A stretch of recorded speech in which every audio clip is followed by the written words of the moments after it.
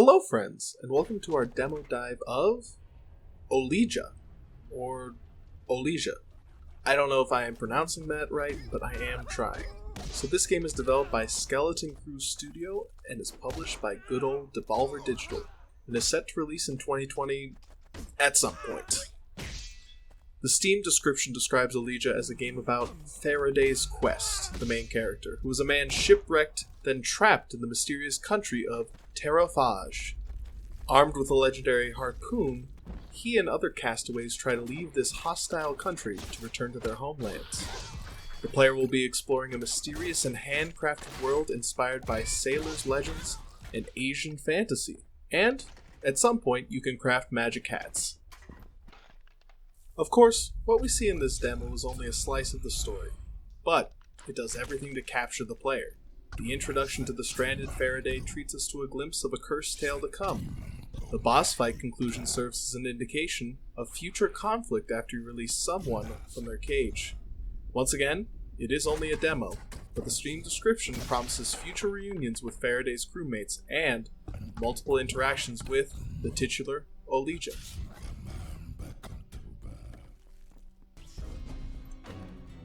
Now this is very important.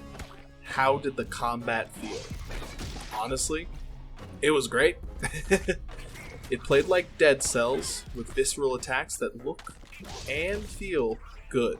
The harpoon as a weapon was an interesting concept to begin with, but the way you can throw it as an attack and then teleport to it to continue your assault was just stellar. Enabling that sort of comboing and continuing forward with attacks left me feeling great about the experience.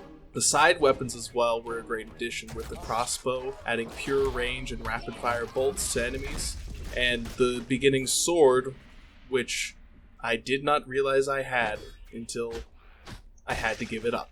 I will be interested to see what other side weapons are part of the game in the future, and how they will play into future playstyles. I found the boss fight to be very well designed. The patterns weren't difficult to observe, but they required multiple mechanics to overcome and master, which I did not do at all, but I attempted. I did die to the boss on my first attempt, and on my second attempt he died to his own bombs, which I was not expecting at all. But it just shows how well this fight was designed and how all of the systems are interacting so well with each other. The combat side of mechanics, as mentioned previously, felt and responded very well. Your own attacks respond to directional inputs leading to overhead slashes or side jabs, as well as dropping down on enemies with an attack. However, in the actual game, a tutorial would streamline the learning process. I fumbled around with some unexplained mechanics along the way for sure, so a tutorial would be appreciated for future players. Now, let's talk Harpoon. The teleporting harpoon is probably the most important mechanic to talk about. Faraday can toss his harpoon across stages and still travel to the next area as long as it hits an enemy. I thought this was pretty original according to my own experience, and I had a lot of fun imagining what I could do with it, even though I never accomplished actually hitting an enemy in the other area.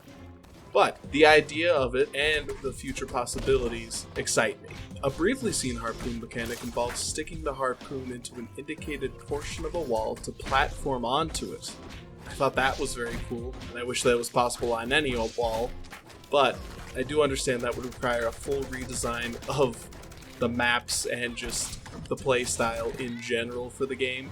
As a final note, speaking of area design, I do wish there was some sort of map, but I understand that it's probably a style choice, which I totally respect.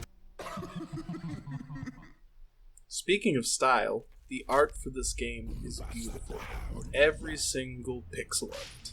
The inspiration from Asian swashbuckling tales apparently serves as a great framework for art. Keep that in mind. Beyond that, the music is also just incredible. It's also inspired from flamenco music, which is a blend of traditional Japanese music with lo-fi music. Now, I didn't love the sound design for voices, but I didn't hate it either. It seems to be another style choice, which I understand, and honestly, it works, which is what matters. It doesn't seem silly or out of place, just different. But the sound design beyond that is impeccable. Teleportation, arrow thunks, sword slashes, they all sounded clear and weighty. I enjoyed my time with Olija. Once again, I don't know how to pronounce it, but I did enjoy my time with the demo. I'm left wondering about the structure of the game in the future. I don't know if we'll be visiting previous areas and unlocking new ways to traverse, or if it will be a more level-by-level experience. We'll see, but I only have high hopes for Olija.